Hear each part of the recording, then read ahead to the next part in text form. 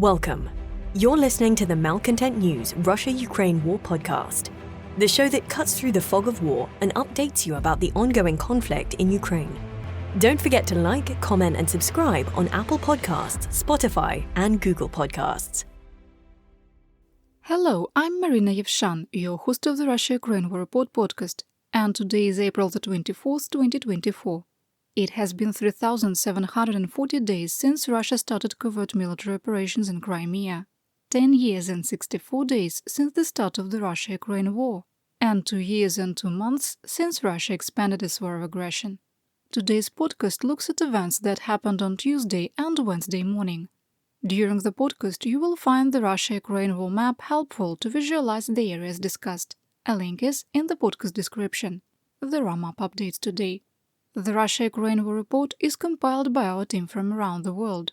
Today's report includes information from our direct contacts and journalists in Ukraine, the Russian Ministry of Defense, the General Staff of the Armed Forces of Ukraine morning reports, operational commands north, south and east of Ukraine, open source intelligence, our in-house team of analysts and geospatial experts, and pro-Ukrainian and pro-Russian bloggers and social media channels with a track record of trying to be accurate. We have one mission, the truth, because the truth matters.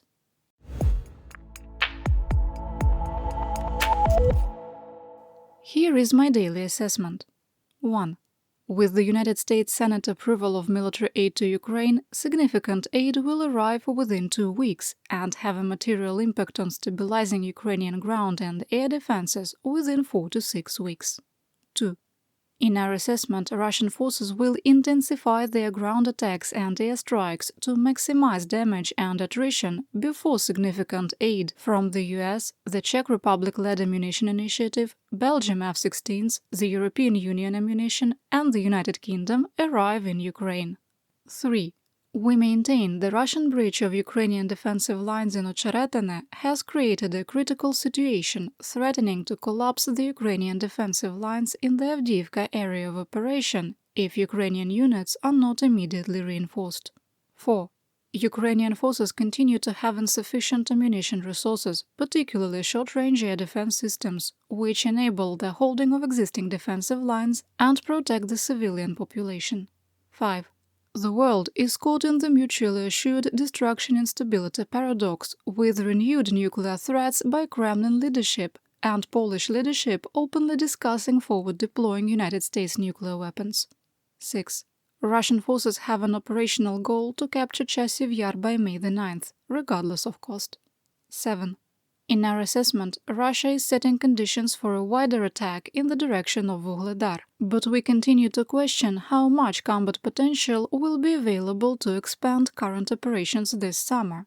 And Moscow is under increasing pressure due to the imminent increase in military aid to Ukraine. 8. Russia's trampling of international humanitarian law has been accelerating since March the 22nd. In our assessment, the willful ignoring of blatant Russian war crimes by international watchdogs will continue to encourage escalation. 9. The disjointed response to Russian aggression by Ukraine's allies continues to embolden Moscow, leading to the most serious airspace violation of a NATO country since Russia expanded its war of aggression on February the 24th, 2022. Inaction by the United States and the excessively risk-averse rules of engagement forced on the NATO alliance are creating an environment ripe for a serious international incident. 10. The attacks on Ukraine's energy infrastructure have incrementally increased the chance of an intentional nuclear accident at multiple nuclear facilities in Ukraine, and the situation is more serious, especially at the Zaporizhzhia nuclear power plant, than what the International Atomic Energy Agency is reporting.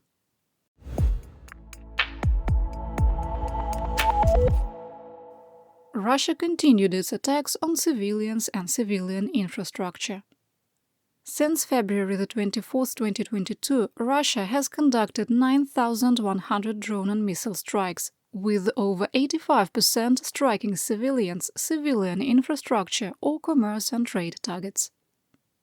Addressing his nation about the most recent attacks, President of Ukraine Volodymyr Zelensky said, quote, "Today, Russian terrorists struck our lives again. Odessa, cities and communities of Dnipro region, Donetsk region, our Kostiantynivka region, Kharkiv region, Mykolaiv region, Kherson region.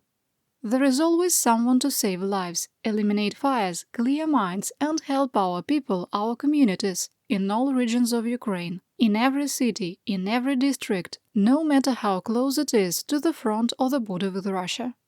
I thank the entire team of the State Emergency Service of Ukraine, all the employees of the National Police who care about people, each and every one who works in emergency medicine teams." Unquote. 2 Fab 500 UMPK glide bombs intentionally targeted the residential area of Shevchenkivsky district in Kharkiv, striking a high-rise building. 4 apartment buildings, several private homes, and a gas pipeline were damaged. 6 people were wounded in the attack. In Donetsk Oblast, the settlement of Kostiantynivka was hit by at least 2 UMPB D-30 SM precision-guided glide bombs, injuring 5 people who were in the car. 2 are in critical condition and were transferred to a hospital in Dnipro. Pokrovsk was also attacked, killing 1 civilian. On the morning of April the 24th, Odessa was hit by at least 2 cruise missiles, sparking a large fire and knocking out electrical power in parts of the city. At the time of recording, 1 woman was reported as injured in the attack, and 30 homes were damaged. Overnight, video showed the work of the Ukrainian Air Force shooting down Shahed 136 one-way drones over the Black Sea. We link to the video in our almost daily situation report, and there is more information in the podcast description on how you can become a patron. In the Dnipropetrovsk Oblast, the city of Dnipro was attacked again, possibly by an S-300 anti-aircraft missile used for ground attack, wounding 8 civilians. 4 are hospitalized, including 2 pensioners. Russian artillery positions near the Zaporizhzhia nuclear power plant shelled the Nikopol rayon, damaging a 4-story apartment building and 16 homes, leaving 2 people wounded. A Russian artillery strike on the village of Kozatske in the Kherson region killed an 82-year-old woman. Additionally, a pensioner was wounded in Bereslav by a drone-dropped IED. In the Sumy Oblast, Bilopilya was hit by 6 Grad rockets, wounding 1. When the attack started, the man tried to run for cover but was hit by shrapnel in his shoulders, back, hips and legs. A Russian artillery strike on the Shalyhina Hromada wounded 2 women.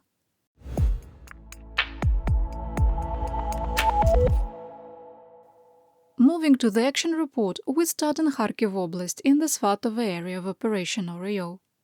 Ukrainian forces repelled a Russian probe of their defensive lines east of Berestove. Further south in Luhansk Oblast, Russian forces probed Ukrainian defenses northeast of Hrekivka, suffered losses and returned to their defensive positions. Fighting continued in the Kremennaio, where Russian forces attempted to advance in the direction of Terny and Yampolivka without success. In the Siverskoye of Luhansk Oblast, it was a similar situation. Russian forces restarted attacks southeast of Bilogorivka and continued to be unsuccessful in making new territorial gains. Russian attacks also continued northeast of Verkhnyokamyansk with no change in the situation.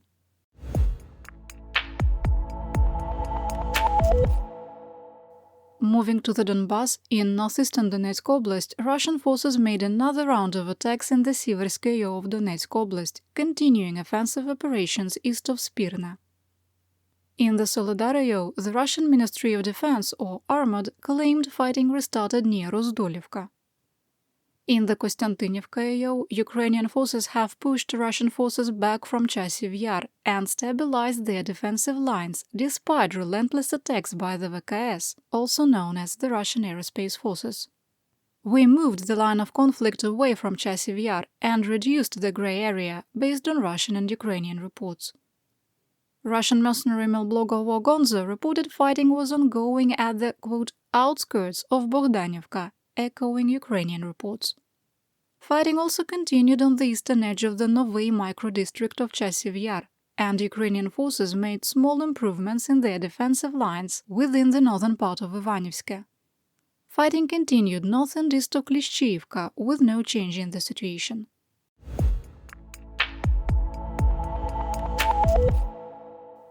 In In southwest Donetsk Oblast, Russian forces further expanded their control in Ocheretine, continuing to threaten a wider breach of Ukrainian defensive lines. In the Avdiivka AO, fighting continued in the southeastern tip of Novokalinove, with no significant changes. Russian troops now control 50 to 60% of Ocheretine, advancing in the directions of Arkhangelsk to the north and Progress to the west.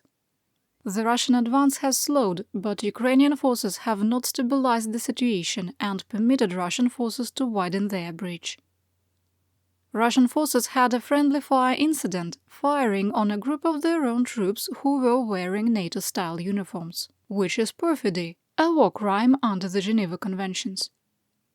Russian propagandists initially claimed that their troops were part of the Freedom of Russia Legion and supported by NATO, but errors in the passports that were shown as proof, and one dead soldier identified as being a member of the Russian 30th Brigade, exposed the disinformation campaign. The defense of Ocheretine has become further complicated with the Russian advance into Novobakhmutivka, taking control of 75% of the village and advancing towards Solovyovo. Along the rest of the defensive lines west of Avdiivka, Ukrainian forces continued to hold back Russian troops. Fighting continued in Berdichi and east of Semenivka, Umanske, Yasnobrodivka and Netailove. South of Pervomaiske, Russian troops were unable to hold the garden plots. We adjusted the line of conflict, but kept the area as a grey zone. In the Vuhledar AO, positional fighting continued on the southeast edges of Krasnogorivka, with no change in the situation. Fighting was also lighter east of Georgievka and northwest of Pobeda. The General Staff of the Armed Forces of Ukraine continues to deny that Russian forces captured Novomykhailivka and reported fighting continued. Russian sources reported fighting on the outskirts of Paraskoviivka. We maintain that Ukrainian forces have withdrawn from Novomykhailivka, but Russian forces have not been able to establish military control. Russian attacks from Solodka in the direction of Vodyane restarted with no change in the situation. Fighting became lighter in the Staromlinivka AO, with Ukrainian forces repulsing Russian probing attacks west of Staromayorsk. Near occupied Zaporizhzhia, a Russian 9 S-32M1 radar and a mobile command vehicle for the S-300 and S-400 air defense system were destroyed by rockets fired by HIMARS. Russia recently moved up S-300 and S-400 air defense systems closer to the line of conflict after ending flight operations of A-50 AWACS aircraft. The increasing number of radars within the range of Ukrainian weapons are being used to fill the air defense and early warning gaps.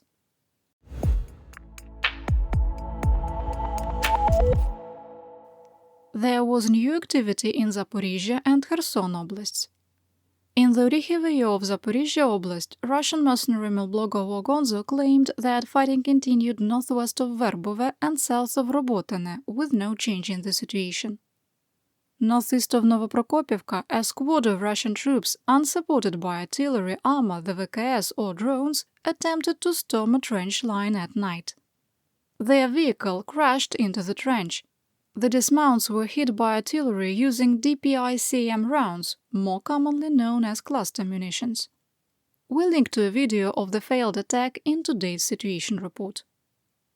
In the Kherson AO, Russian forces launched a single attack on Ukrainian positions in Krynke, suffered losses and retreated to the forest. Members of the Ukrainian 35th Naval Infantry Brigade raised their flag on the water tower in Kozachye Lageri. In our assessment, this does not represent a new advance and was meant to harass Russian troops. In occupied Kakhovka, a car carrying Russian troops was struck by a first-person view one-way drone. The smoke from the fire could be seen from free Kherson, and power was knocked out to parts of the settlement.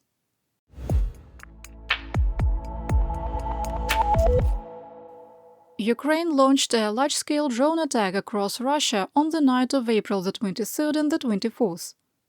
In Smolensk, the oil depots in Razdorovo and Yartsevo were hit, with both on fire.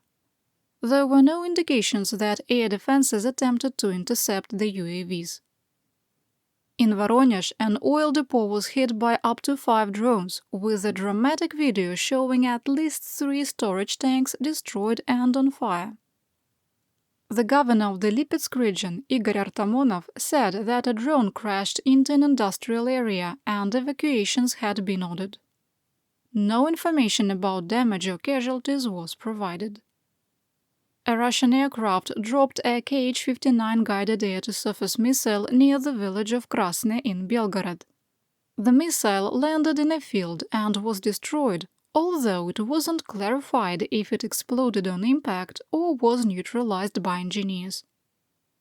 Finally, partisans firebombed the commissariat offices in Stavropol, causing superficial damage. You're listening to the Malcontent News Russia-Ukraine War Podcast. Our team of journalists, researchers, and analysts is funded by readers, listeners, and viewers just like you. To support independent journalism, please consider becoming a patron. You can find us on patreon.com/malcontentnews.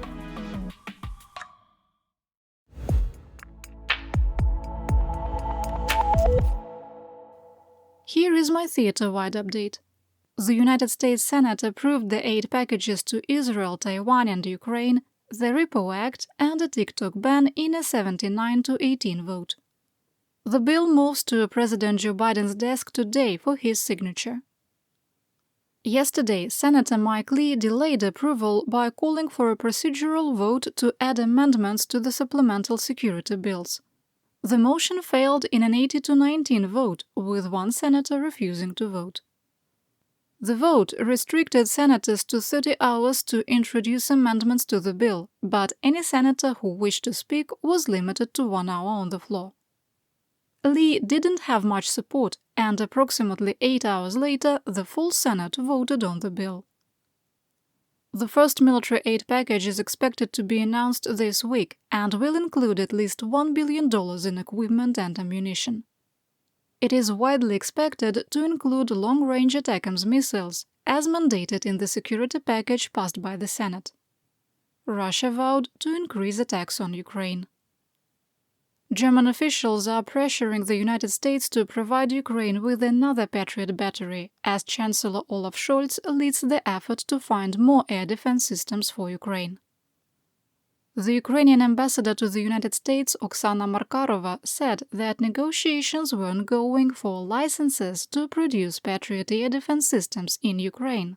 Quote, "We are actively working on it. We should start producing a lot ourselves, at least components, and ideally some finished products. We understand that even after our victory, Russia won't just disappear." The $617 million military aid package from the UK includes 60 coastal raid, gun and dive boats, over 1,600 strike and air defense missiles, including long-range versions of the Storm Shadow, more than 400 vehicles, including 322 infantry mobility vehicles, and 4 million rounds of small arms ammunition. In a separate announcement, the UK is providing 33 emergency vehicles, including 22 fire trucks, offsetting equipment destroyed by Russian attacks. France announced a new military aid package, which includes Aster-30 missiles for SAMP-T air defense system, which is similar to the American Patriot. There were multiple reports in Greece that the US was close to an agreement to provide one Patriot air defense system to Ukraine in exchange for temporary security guarantees.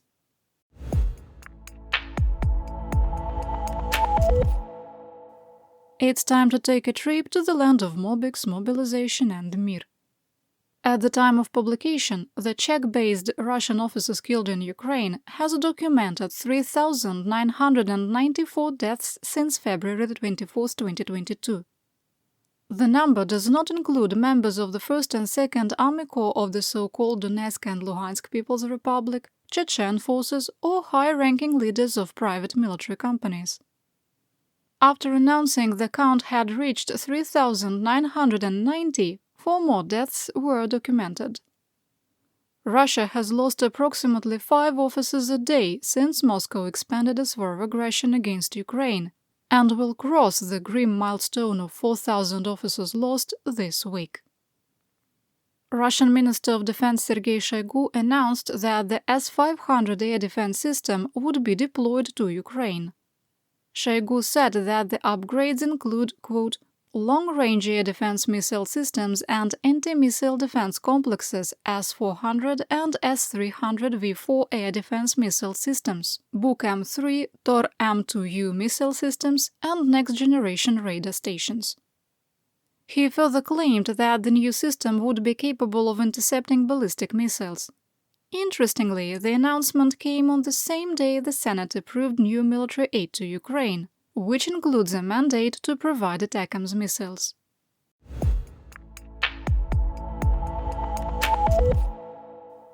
Although I haven't talked much about Putin's purge, it is still ongoing. The Deputy Defense Minister of Russia, Timur Ivanov, was arrested for receiving a bribe of particularly large size. Kremlin spokesman Dmitry Peskov told reporters that Minister of Defense Shoigu had informed autocrat Vladimir Putin that an arrest had been made.